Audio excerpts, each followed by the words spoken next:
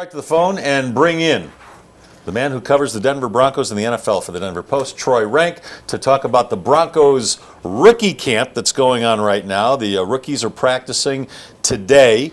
Then everybody has a day off tomorrow, and then Friday the full squad reports for the official beginning of training camp. Troy, how you doing?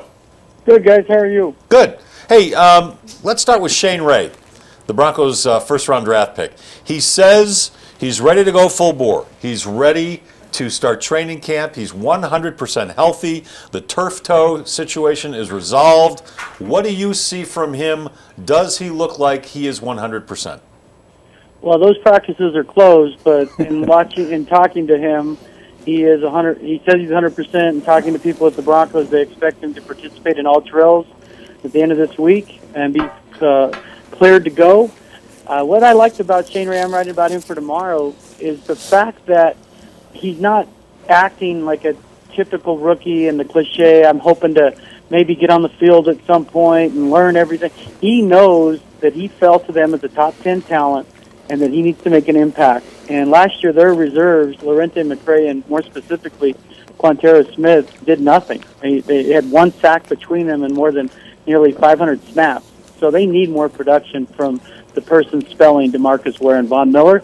Shane Ray should be that guy if he's healthy. He's that type of talent. So when you see him walking across the parking lot, does he look like he's full bore, that he's ready to go? Yeah, when he walked in for the interview, he did great. Yeah, that's the most overrated thing I think, Troy, is all the years I've been covering the NFL. After one day, people go, well, how does he look? Well, he looks like a football player. Here's a quick story. I talked to a guy that just left the NFL beat, and he went back to being a columnist, and he's writing about baseball more. He wrote this great feel-good story about a guy taking batting practice in one of his favorite big league parks after barely having a big league career. And I said, that's a fantastic story. Had that been told in the NFL, would have been, according to sources, this guy had a wonderful batting practice and a feel-good moment.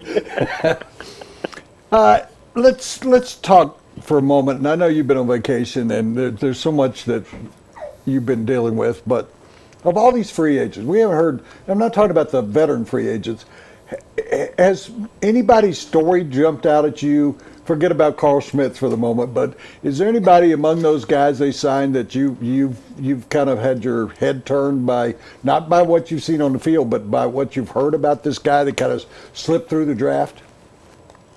Well, the one, and more in the free agents that have a chance to make an impact, Joe Don Duncan is an interesting character, and certainly James Casey for me, because he was drafted both in Major League Baseball and the NFL, and you know, he played Major League Baseball with Carlos Torres and Boone Logan in the minor leagues and thought he was going to be a Major League pitcher until he was 22 years old.